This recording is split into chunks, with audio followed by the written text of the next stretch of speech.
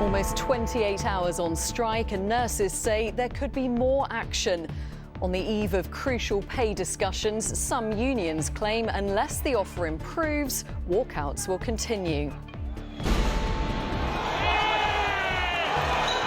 Also tonight, police injured and hundreds of arrests in May Day protests in Paris.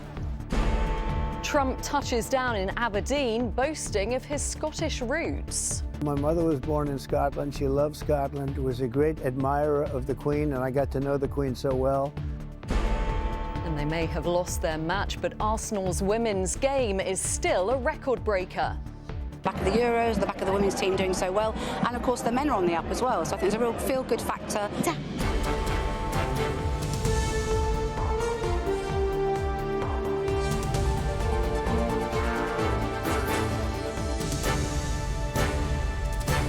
This is ITV News with Kylie Pentelow. Good evening. At midnight tonight, nurses in England will bring to an end strike action that they've described as their biggest yet. For the first time, critical services like A&E and chemotherapy have been disrupted. The Royal College of Nursing has warned that they're planning future walkouts and urged the government to get round the table immediately. But the government says the action is premature, as there's a meeting with wider unions tomorrow. Harry Horton reports. Across England today, nurses have once again walked off the front line and onto the picket line. Some health unions have accepted the government's latest pay offer, but those still striking say poor pay and conditions mean they have to keep up their fight. They just can't keep going on giving their goodwill anymore because they don't have anything left to give. Do you think there's enough determination to keep striking until you get this better pay deal? I think so, yeah. Every single day that I go to work, I worry about patient safety, and I worry that people are not in an environment where we can look after them properly. Members of the Royal College of Nursing walked out last night and will strike until midnight tonight. Nurses who work in intensive care, A&E and cancer care will be among those striking, but some exemptions are in place for critical care. Unite members at some ambulance services are also striking today and tomorrow. Ministers say today's strikes will be incredibly disruptive and will do little to help the 7 million NHS patients waiting for treatment. Ron Flewitt has a lung condition and has been waiting almost 2 years for a transplant. Every day I wake up, we think we're going to get the phone call.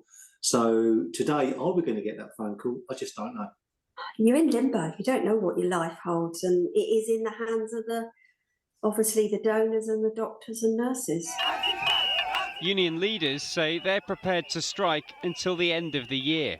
And that's really unfortunate that we may have to do that and push these people onto picket lines to then. But we can actually draw them to a close very quickly if the Secretary of State and this government does the decent thing for nursing staff and pays them a decent wage. Tomorrow, unions, employers and the government will discuss the latest pay offer, but some in the NHS say unless the offer improves, disruption will continue.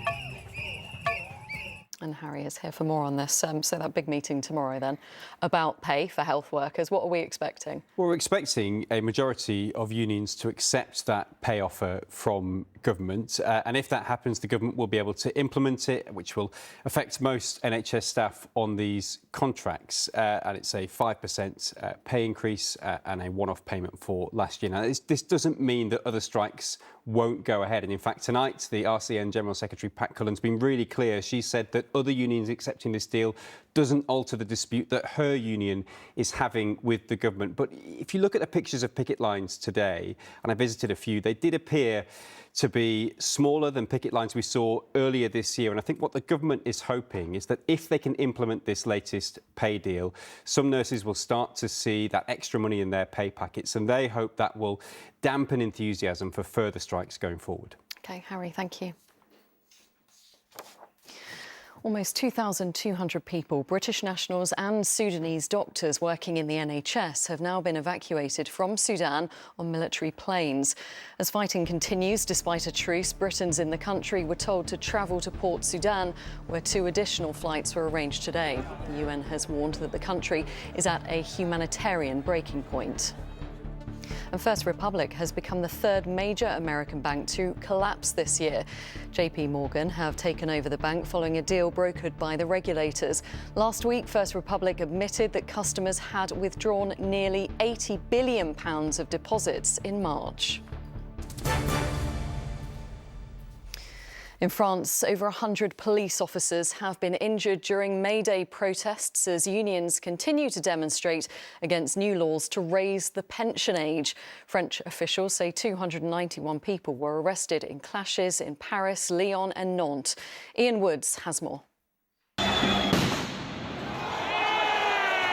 May Day, May Day, a traditional day to campaign for workers' rights, but that shouldn't involve use of petrol bombs to attack police. A minority of French protesters in recent weeks have been intent on provoking violence, and the police have responded with force. But those who've led the street demonstrations in Paris and elsewhere argue that they do have public support to resist pension reforms.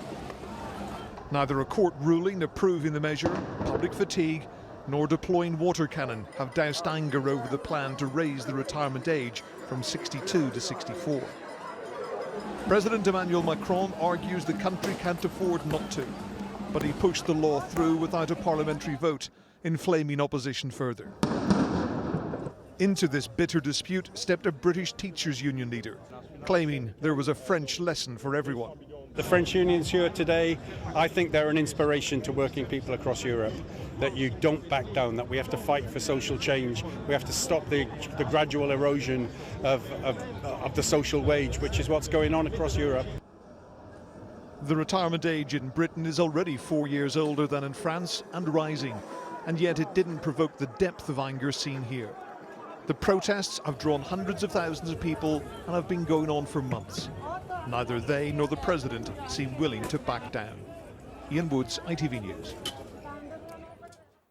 Here, police have recovered a body after searching for a teenager who went missing while playing in a river with friends. A group of 5 teenagers were in the River Thames near Lechlade-on-Thames in Gloucestershire on Sunday night when one failed to resurface. Police were called at around 10 p.m. and the sad discovery was made after extensive searches today. The death is not being treated as suspicious. A man who was stabbed to death during a serious altercation near a nightclub in Cornwall has been named. Michael Allen was killed and 7 other people suffered stab wounds in an attack close to the Eclipse nightclub in Bodmin on Sunday. His family said he was a much-loved son. A 24-year-old man has been arrested. Donald Trump touched down in Scotland this morning, saying it was great to be home. The former president, whose mother is from the Isle of Lewis, is visiting his golf resorts in Scotland and Ireland. But it comes as Trump faces ongoing court action in the United States, as Peter Smith now reports.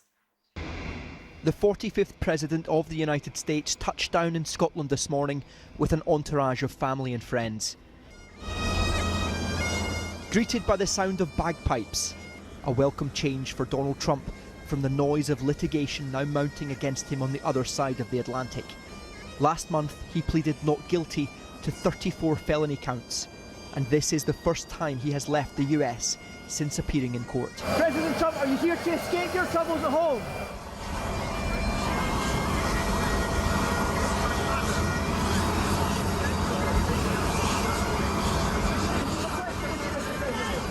Great to be home, he says here, due to his Scottish mother and owning 2 Scottish golf courses. But as the red carpet was rolled up and his motorcade rolled out, it is no secret this is a man who craves the power of the presidency and badly wants to call the White House home once again, if he is allowed to run. The last time Donald Trump was in the UK in 2019, he was still US President. He now lands here in the northeast of Scotland as the only US president in history to be facing criminal charges. Today his lawyers filed for a mistrial in one of his pending court cases. In a civil action in which he is accused of rape and defamation, an 18-page letter has accused the judge of being biased against Donald Trump. That request for a mistrial was swiftly denied. President Trump has now arrived at his many estate golf links. His Scottish courses lost almost £4.5 million in year 2021. But today, in footage from his own media team, he announced work will begin on a new course here, named after his mother. She loved Scotland, was a great admirer of the Queen, and I got to know the Queen so well. But President Trump will not be staying for the King's coronation. He hasn't been invited. Instead, he's leaving for Ireland, where he also owns a golf course. Peter Smith, ITV News, Aberdeenshire. It's been a landmark day for women's football. 60,000 fans packed out Arsenal's Emirates Stadium in London earlier this evening for their Champions League semi-final clash against German team Wolfsburg. Now, the match may not have gone the Gunners' way, but it was still a moment to celebrate. Chris Scudder was watching. Another landmark day for women's football, the highest ever crowd for a club match in England. A 60,000 full house. Only Barcelona have ever beaten that anywhere in the world. Since we've arrived in January, it feels like there's a buzz, there's an energy around women's football. On the back of the Euros, the back of the women's team doing so well, and of course the men are on the up as well, so I think it's a real feel-good factor. To have an 8-year-old who's into football, has been following a bit of the men's game, to see the women doing so well, we're just bursting with excitement. The electric atmosphere brought back memories of the Lionesses' success in the Euros. And for a while it looked like being a night of celebration. Stina Blackstenius scoring the night's first goal. Oh, yes, she can! Giving Arsenal a 3-2 aggregate lead. Twice champions Wolfsburg looked rattled until this, an equaliser from Jill Roord. Wolfsburg level. Arsenal came out firing for the second half and thought they'd gone back in front, only for VAR to disallow the goal. It proved costly. The veteran German great Alexandra Popp and flicked on it in! Made it 2-1 Wolfsburg. The returning Popp! Only for the Gunners to come firing back and set the stadium alight, with Jen Beattie making the tie all square again. It went to extra time and Arsenal came this close to winning it. But in a match of fine margins, a defensive mistake was to prove costly, and the Germans did what they so often have in the men's game with a late winning goal.